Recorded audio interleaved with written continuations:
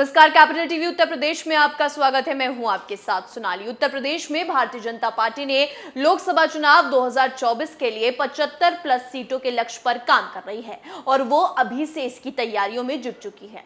खास बात यह है कि बीजेपी अभी तक प्रदेश संगठन में नए अध्यक्ष की नियुक्ति नहीं कर सकी है। दूसरी तरफ यूपी में अगर कोई कमजोर कड़ी है तो वो है जयंत चौधरी और बीजेपी जयंत को अपने पाले में करने की जी तोड़ मेहनत कर रही है। देखिए कैसे जयंत को अपने पाले में लाती है बीजेपी इस रिपोर्ट में।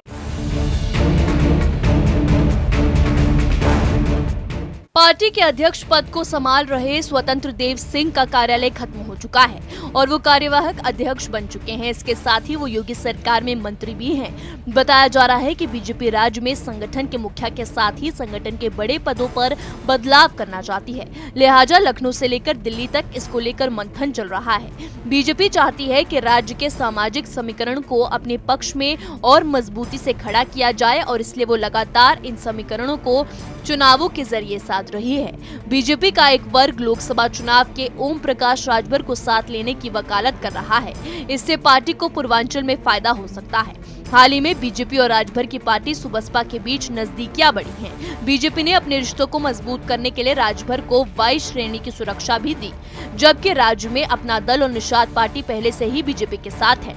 इसके साथ ही बीजेपी की नजर पश्चिम उत्तर प्रदेश में आरएलडी पर टिकी हुई है। यूपी में बीजेपी के लिए अगर कोई कमजोर कड़ी है तो वो है आरएलडी। अगर बीजेपी को मिशन 75 प्लस कामयाब बनाना है तो आरएलडी को अपने पाले में लाना होगा। यूपी में मिशन 2024 के लिए बीजेपी बड़े संगठनात्मक बदलाव की तैयारी कर रही है और प्रदेश में अध्यक्ष के साथ संगठन महामंत्री और प्रदेश प्रभारी को भी बदलना जा सकता है। पार्टी क्षेत्र स्तर पर भी बदलाव करने की योजना बना रही है ताकि जिन क्षेत्रों में पार्टी को विधानसभा और पिछले लोकसभा चुनाव में अच्छी सीट नहीं मिली, वहां पार्टी युवाओं नेता और अनुभवी नेताओं को टिकट दे। फिलहाल बीजेपी ने यूपी के लिए 75 प्लस का लक्ष्य रखा है। वहीं विधानसभा चुनावों में बीजेपी और उसके सहयोगियों को बड़ी सफलता मिली थी। इसके बाद राज्य में हुए लोकसभा उपचुनाव में भी बीजेपी को फायदा मिला। वहीं 2019 के लोकसभा चुनाव में बीजेपी को 62 सीटें मिली। लिहाजा अब पार्टी की कोशिश है कि पिछली बार के नुकसान की भरपाई कर ज्यादा सीटें जीत कर की जाए, क्योंकि बीजेपी को सबसे ज्यादा आस यूपी से है, क्योंकि पिछली बार चुनाव में 2014 की तुलना में उसकी कम सीटें आई थी। फिलहाल पार्टी 2014 के फॉर्मूले को लागू करने की कोशिश कर रही है। राज्य में पार्टी ने इससे चुनाव में छोटे दलों के साथ गठबंधन किया था और उससे फायदा भी मिला था।